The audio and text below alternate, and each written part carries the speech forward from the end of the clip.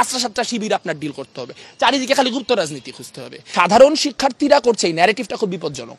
অবশ্যই সাধারণ শিক্ষার্থীদের মধ্যে এক ধরনের ট্রমা রয়েছে। সেই ট্রমাটি হচ্ছে যে গেস্ট রুম, গণরুম, র্যাগিং এর কালচার ইত্যাদি ইত্যাদি নিয়ে একটা ক্রাইসিস রয়েছে। আর বুদ্ধিশুদ্ধি মনে হয় কম। আমি জানি না গুপ্ত রাজনীতি কিভাবে বন্ধ করা সম্ভব। যে আপনি নিজে বিশ্ববিদ্যালয়ে ছাত্র রাজনীতি করেন, কিন্তু আপনি হলে রাজনীতি হইতে দিবেন না, ফ্যাকাল্টিতে রাজনীতি হইতে দিবেন না, তাহলে আমরা কি সবাই উনাদের মতো সচিবালয়ে রাজনীতি করব?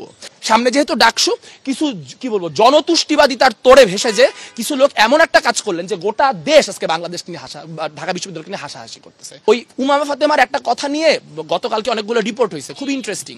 তিনি বলতেছেন যে ছাত্র শিবিরকে হচ্ছে আপনার গুপ্ত কমিটি প্রকাশ করতে হবে আর ছাত্র দলকে প্রকাশিত কমিটি বাতিল করতে হবে। তাহলে আপনি যদি দেখেন প্রকাশিত কমিটি বাতিল হচ্ছে, তাহলে আপনি কেন আপনার গুপ্ত সংগঠন আপনার ব্যক্ত করবেন? এটা ইনসেন্টিভটা কি? বিশ্ববিদ্যালয় যারা প্রশাসন হিসেবে চালাচ্ছেন, যারা শিক্ষার্থী হিসেবে বিভিন্ন রকম রাজনৈতিক সংগ্রামের সঙ্গে যুক্ত থাকছেন, যারা ডাকসু নির্বাচন করার চেষ্টা করছেন, পুরো বিশ্ববিদ্যালয়ে সম্ভবত একজন মানুষ নেই যিনি পরিণামদর্শী। কেউই কোনো কিছু চিন্তা ভাবনা করে করছেন না। তারা 17 জুলাইয়ের চার্টারের কথা বলছেন। তাহলে প্রশ্ন হচ্ছে সেটা গত এক বছর কই ছিল? কারণ আপনি তো নিজেই বলেছেন যে বিশ্ববিদ্যালয়ে ছাত্র রাজনীতি মানে অ্যালাউড, এবং প্রশাসন বিভিন্ন ছাত্র সংগঠনের সাথে আপনার মিটিং এর মধ্য দিয়ে ডাকসুর যে প্রক্রিয়া এবং অন্যান্য যে সকল প্রক্রিয়া সেগুলি রিজলভ করছেন। তার মানে বিশ্ববিদ্যালয়ে ছাত্র রাজনীতি আছে। কিন্তু আপনি যদি ওই চার্টার অনুযায়ী যান, তাহলে তো বিশ্ববিদ্যালয়ে ছাত্র রাজনীতি থাকার কথা না। ছাত্র ইউনিয়নের বিশ্ববিদ্যালয় কমিটি অবৈধ হওয়ার কথা, ছাত্র দলের বিশ্ববিদ্যালয় কমিটি অবৈধ হওয়ার কথা, কিন্তু তা কিন্তু হয় নাই। বরং আমরা দেখতে পেয়েছি বৈষম্য বিরোধী ছাত্র আন্দোলন যারা করতেন, তারা বের হয়ে এসে বাকছাস নামে একটা ছাত্র সংগঠন করে ছাত্র রাজনীতি করছেন। তার মানে বিশ্ববিদ্যালয়ে ছাত্র রাজনীতি আছে। এখন প্রশ্ন হচ্ছে, বিশ্ববিদ্যালয়ে যদি ছাত্র রাজনীতি থাকে তাহলে তার একক বা ইউনিট কি হবে? যদি আমি বিশ্ববিদ্যালয়কে একটা জেলা সংসদ ধরি, তাহলে তার থানা সংসদ কি হবে? হয় ডিপার্টমেন্ট মানে ফ্যাকাল্টি, অথবা হল। এই তো, এটি তো বিশ্ববিদ্যালয়ের প্রাইমারি ইউনিট। তাহলে আপনি বলছেন যে ঢাকা বিশ্ববিদ্যালয়ে ছাত্র দল থাকতে পারবে, কিন্তু জগন্নাথ হল ছাত্র দল থাকতে পারবে না। এটা কেমন কথা? তাহলে সে বিশ্ববিদ্যালয়ের রাজনীতিটা করবে কোথায়? কাজে প্রশাসনের তরফ থেকে তারা যে সিদ্ধান্ত নিয়েছেন, এই সিদ্ধান্ত তারা বারবারই যে কাজটা করেন সেটা হচ্ছে কোনো একটা বিপদে পড়েন এবং তখন ওই প্রাথমিক বিপদ থেকে বাঁচার জন্য যা ইচ্ছা তাই একটা করে প্রাথমিক বিপদ থেকে নিষ্কৃতি পাওয়ার চেষ্টা করেন। প্রথম প্রশ্ন হচ্ছে যে গতকালকে আমার ভুল না হলে 600-700 মানুষের একটা মিছিল হয়েছে। আমি কি ঠিক বলছি? বা এরকম রেঞ্জের। ঢাকা বিশ্ববিদ্যালয়ের শিক্ষার্থী কত? 40,000। তাহলে আপনি 600 শিক্ষার্থীর বেসিসে যে বলছেন, আপনি তো অন্য 600 জন শিক্ষার্থীর অধিকার আবার খর্ব করে দিচ্ছেন। তো কালকে যদি ওই 600 জন শিক্ষার্থী মাঠে নামে, তারপরে যদি মনে করেন আপনি অন্য হলগুলিতে একই কাজ করা শুরু করলে, অন্য সংগঠন যদি মাঠে নামে, সাধারণ শিক্ষার্থীরা করছে এই ন্যারেটিভটা খুব বিপজ্জনক। অবশ্যই সাধারণ শিক্ষার্থীদের মধ্যে এক ধরনের ট্রমা রয়েছে। সেই ট্রমাটি হচ্ছে যে গেস্ট রুম, গণরুম, র্যাগিং এর কালচার ইত্যাদি ইত্যাদি নিয়ে একটা ক্রাইসিস রয়েছে। এবং অতীতে দেখা গিয়েছে যে ছাত্র সংগঠনগুলি, ক্ষমতাসীন ছাত্র সংগঠনগুলি তাদের যে অধিকার, সেই অধিকারকে খর্ব করছে। কাজে সেই জায়গা থেকে তাদের একটা কনসার্ন রয়েছে, কিন্তু সেই কনসার্ন তো এর দ্বারা মিটবে না। কারণ গতকালকে যে সিদ্ধান্তটি বিশ্ববিদ্যালয় প্রশাসন গ্রহণ করেছে, আগামীকালকে যদি একজন শিক্ষার্থী যে একটা কোর্টে একটা রিট করে, তাহলে 73 অধ্যাদেশের সাথে সাংঘর্ষিক হওয়ার কারণে এই সিদ্ধান্ত বলবৎ থাকবে না। এই সিদ্ধান্ত অটোমেটিক্যালি বাদ হয়ে যাবে। কাজে তখন আমও যাবে, ছালাও যাবে। বর্তমানেও একটা সুযোগ ছিল যে যেহেতু এখন কোনো ক্ষমতাসীন সংগঠন নাই, এখন যদি আমরা সব সংগঠনকে এক জায়গায় বসে একটা চার্টার বানাইতে পারতাম, হলে কি কি করা যাবে এবং কি কি করা যাবে না তার একটা মেকানিজম তৈরি করতে পারতাম, এবং তা কিভাবে নিয়ন্ত্রিত হবে তার একটা রূপরেখা তৈরি করতে পারতাম, তাহলে আমরা একটা রূপান্তরের দিকে যাইতে পারতাম। কিন্তু মাথা ব্যথা হওয়ার সাথে সাথে মাথা কেটে ফেলার যে প্রবণতা গত কিছুদিন ধরে তৈরি হয়েছে, এটা এমন পরিমাণে স্ববিরোধী যে বোঝাই যাচ্ছে যে এইটা আসলে খুবই অপরিণামদর্শী হয়েছে এবং এটা থেকে আসলে কোনো ধরনের রেজলিউশন আসবে না। আর বুদ্ধিশুদ্ধি মনে হয় কম। আমি জানি না গুপ্ত রাজনীতি কিভাবে বন্ধ করা সম্ভব। একটা জিনিস গুপ্ত তো তখনই যখন সেটাকে ডিটেক্ট করা যায় না।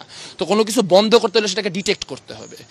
এখন ডিটেক্ট যে আমি করব, সেই ডিটেক্ট করার জন্য আমার তো সেটাকে প্রকাশ্যে থাকতে হবে, নইলে আমি কি করব? মানে বিশ্ববিদ্যালয় প্রশাসন কি আপনার গোয়েন্দাগিরি করবে? এখন খুঁজে খুঁজে বাইর করবে যে কোন হলে কে আছে, কি সে কোন সংগঠনের সাথে জড়িত? আবার সে যদি সংগঠনের সাথে জড়িতও হয়, সে যে হলে রাজনীতি করতেছে তার প্রমাণ কি? বিশ্ববিদ্যালয়ে তো এখনো রাজনীতি করা জায়েজ। তাহলে মনে করেন আমি জগন্নাথ হলের শিক্ষার্থী, এবার আমি জগন্নাথ হলে ছাত্র রাজনীতি করতেছি কিনা এটা বিশ্ববিদ্যালয় বুঝবে কিভাবে? আমি তো বলতে পারি আমি জগন্নাথ হলের শিক্ষার্থী, আমি ঢাকা বিশ্ববিদ্যালয় ছাত্র ইউনিয়ন করি। আর তার চেয়েও বড় কথা হচ্ছে যে এইটা কেমন কথা? একদিকে আমি ছাত্র শিবিরকে বলতেছি যে আপনাদের গোপন কমিটিগুলো প্রকাশ্যে আনেন, আবার ছাত্রদল কমিটি প্রকাশ্য করাতে বলছি এবার বাতিল করেন। তাহলে যে গোপন সে প্রকাশ্যে আনবে কেন? যে গোপন তাকে আপনি বলতেছেন প্রকাশ করেন, যে প্রকাশিত আপনি তাকে বলতেছেন বাতিল করেন। তাহলে ছাত্র সংগঠনগুলো তো কোনো ইনসেন্টিভ নাই, তাহলে ছাত্র সংগঠনগুলি একটা গুপ্ত রাজনীতির প্রতিযোগিতার দিকে যাবে। এইটা বিশ্ববিদ্যালয়ের ছাত্র রাজনীতি যে বর্তমান অবস্থা, সেই অবস্থার থেকে আরো ভয়াবহ করে দিবে। আপনাদেরকে একটা জিনিস মনে করিয়ে দিতে চাই যে এই পাগলামিতে এই বিশ্ববিদ্যালয় প্রশাসন গত আগস্টে উঠেছিল, এবং তারপরে কি হলো, হলগুলোতে মব কালচার তৈরি হলো এবং আমরা তোফাজ্জল হত্যাকাণ্ড দেখলাম। কেন বিশ্ববিদ্যালয়ে ছাত্র সংগঠন থাকা অবস্থায় তোফাজ্জল হত্যাকাণ্ডের মতো ঘটনা ঘটে না এবং না থাকায় সময় ঘটে? তার কারণ হচ্ছে ক্ষমতার চর্চা এবং রাজনৈতিকতা তখনও থাকবে, কিন্তু তখন কেউ কারো দায় নিবে না। কারণ যেহেতু ওখানে কোনো পোস্ট নাই, কেউ জানে না কে কার নেতা, কে কার কর্মী, কাজেই কোনো একজন ছাত্র সংগঠনের কর্মী যদি ক্ষমতার অপব্যবহার করে কাউকে নিষ্পেষিত করে, তখন ওই সংগঠন বলবে কই তোমার কর্মী না, কাজে তার কোনো দায়ও নিতে হবে না। এর মধ্যে দিয়ে গোটা প্রক্রিয়াটাকে আরো ঘোলাটে করে দেওয়া হলো। এবং আমি একটা বেসিক জিনিস বুঝতে চাই যে বাকছাস নিজে একটা ছাত্র সংগঠন, সে একটা ছাত্র সংগঠন, আমি দেখতেছি বাকছাসের পোস্টেড নেতারা এই আন্দোলন লিড দিচ্ছে। তাহলে এটা কিভাবে সম্ভব যে আপনি নিজে বিশ্ববিদ্যালয়ে ছাত্র রাজনীতি করেন, কিন্তু আপনি হলে রাজনীতি হইতে দিবেন না, ফ্যাকাল্টিতে রাজনীতি হইতে দিবেন না? তাহলে আমরা কি সবাই ওনাদের মতো যারা সচিবালয়ে রাজনীতি করব? আমরা তো সচিবালয়ে রাজনীতি করি না। তাহলে আমাদের তো হলেই রাজনীতি করতে হবে, আমাদের তো ফ্যাকাল্টিতে রাজনীতি করতে হবে। আর হলে আর ফ্যাকাল্টিতে যদি আমি রাজনীতি করি, তাহলে আমি কমিটি দিব না কেন? বরং এইটাই হিসাব হওয়া উচিত যে হলে যারা রাজনীতি করবে তাদের প্রত্যেকের পূর্ণাঙ্গ লিস্ট চাই, যাতে করে তারা কি কি করতেছে তাদেরকে সেই অনুযায়ী দায়বদ্ধ করা যায়, এবং সবাইকে এক জায়গায় করে একটা চার্টার তৈরি করা যায়, যার মধ্য দিয়ে হলগুলিতে কি করা যাবে এবং কি করা যাবে না নিশ্চিত হবে, এবং একটা মেকানিজম দাঁড় করাইতে হবে যার মধ্য দিয়ে হলের সিট অ্যালোকেশন যাতে দলীয় রাজনৈতিক সংগঠন ক্ষমতায় আসলেও প্রশাসনের হাতেই থাকে তা নিশ্চিত হবে। কিন্তু তা না করে সামনে যেহেতু ডাকসু, কিছু কি বলবো জনতুষ্টিবাদী তার তোড়ে ভেসে যে কিছু লোক এমন একটা কাজ করলেন যে গোটা দেশ আজকে বাংলাদেশকে নিয়ে ঢাকা বিশ্ববিদ্যালয়কে নিয়ে হাসাহাসি করতেছে। এত পড়ছেই, এবং তার থেকে গুরুত্বপূর্ণ কথা হচ্ছে এতে কিন্তু রাজনীতি আসলে বন্ধ হবে না। মানে আমি আপনাকে দায়িত্ব নিয়ে বলতে পারি, ধরেন আপনি, আমার জগন্নাথ হলে কমিটি আছে, হল কমিটি আছে, এবার আপনি আমাকে বলেন জগন্নাথ হলে হল কমিটি আর রাখা যাবে না, হল কমিটি বিলুপ্ত করতে হবে। তাহলে আমি বিলুপ্ত করে দিলাম, বিলুপ্ত করে দেওয়ার পর আমার যে লোকগুলো আছে সেই লোকগুলো কি নাই হয়ে যাবে? আমরা তো রাজনীতি করি, তাহলে আমরা অন্য কোনো ফর্মে রাজনীতি করব। আপনি যদি আমাকে এটা করতে না দেন, তাহলে আমি হয়তো পাঠচক্র খুলবো, যদি পাঠচক্র খুলতে না দেন আমি হয়তো সিনে ক্লাব খুলবো। তখন যেটা হবে যে এখন একটা শিবির ডিল করতে পারতেছেন না, তখন মানে 5টা-7টা শিবির আপনার ডিল করতে হবে, চারিদিকে খালি গুপ্ত রাজনীতি খুঁজতে হবে। কাজে এর মধ্যে দিয়ে কোনো সমাধানই হয় নাই। ওই উমামা ফাতেমার একটা কথা নিয়ে গতকালকে অনেকগুলো রিপোর্ট হয়েছে, খুব ইন্টারেস্টিং। তিনি বলতেছেন যে ছাত্র শিবিরকে হচ্ছে আপনার গুপ্ত কমিটি প্রকাশ করতে হবে, আর ছাত্র দলকে প্রকাশিত কমিটি বাতিল করতে হবে। তাহলে আপনি যদি দেখেন প্রকাশিত কমিটি বাতিল হচ্ছে, তাহলে আপনি কেন আপনার গুপ্ত সংগঠন আপনার ব্যক্ত করবেন? এটা ইনসেন্টিভটা কি? আর উনারা যে এগুলা বলেন, তাহলে উনারা বলুক, উনারা আমাদের একটু বলে দিক। আমরা তো পুরান বন্দোবস্ত, আমরা তো নতুন বন্দোবস্ত জানি না, আমাদের পুরাতন সংগঠন। তো আমরা জানি যে বিশ্ববিদ্যালয় একটা জেলা ইউনিট, সেই জেলা ইউনিটের আন্ডারে থানা ইউনিট থাকে, হলগুলা থানা ইউনিট হয়, ফ্যাকাল্টিগুলা থানা ইউনিট হয়। তাহলে আমরা আসলে হল কমিটি এবং কালকের দিনে ফ্যাকাল্টি কমিটি দিলেও একই আলাপ হবে। হল কমিটি, ফ্যাকাল্টি কমিটি এগুলা না দিয়ে ঠিক কি প্রক্রিয়ায় রাজনীতিটা হবে সেটার একটা রূপরেখা অন্তত উনারা দিক, উনারা কি চাচ্ছে তাতে বোঝা যায়।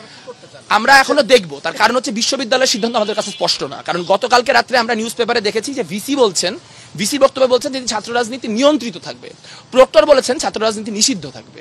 নিয়ন্ত্রিত মানে কি, নিষিদ্ধ মানে কি? আবার তিনি এগুলা কিন্তু হল এগুলার কাছে ডেলিগেট করে দিচ্ছেন। তাহলে এখন এমন হইতে পারে যে 2টা হলে এটা নিয়ে সমস্যা নাই, সো সেই 2টা হলে নিষিদ্ধ হলো না, অন্য 2টা হলে সমস্যা আছে সেখানে নিষিদ্ধ হলো। তখন যাদেরটা নিষিদ্ধ হয়েছে তারা যায় বলবে না যে ওই হলে যদি নিষিদ্ধ না হয় তাহলে আমার হলে কেন হবে? তার চেয়েও বড় কথা যে এই জিনিসটা এতখানি ফ্লিমজি যে কেউ একটা রিট করলে এটা বদলে যাবে। কারণ 73-এর অধ্যাদেশ অনুযায়ী এই কাজ করার কোনো অধিকার বিশ্ববিদ্যালয়ে নাই। যদি এই কাজ করা হয় এটার বিরুদ্ধে জাস্ট একটা রিট করতে হবে। তা তখন কি হবে? তখন তো আম ছালা সবই যাবে। আমরা যে গত 12 মাসে ছাত্র রাজনীতি নিষিদ্ধ এইসব বলতে বলতে আমাদের হাতে ছাত্র রাজনীতির গতিপথ কি হবে এবং ছাত্র রাজনীতি নিয়ন্ত্রিত কিভাবে হবে তাই নিয়ে সিরিয়াস কাজ করার একটা সুযোগ ছিল এবং এখনো আছে। কিন্তু আমরা সেই কাজ না করে বারবার করে কালেকটিভলি বিভিন্ন বোকা বোকা কাজ করতেছি, স্রেফ কিছু জনতুষ্টিবাদিতা করার জন্য, কিছু পপুলিজমের জন্য।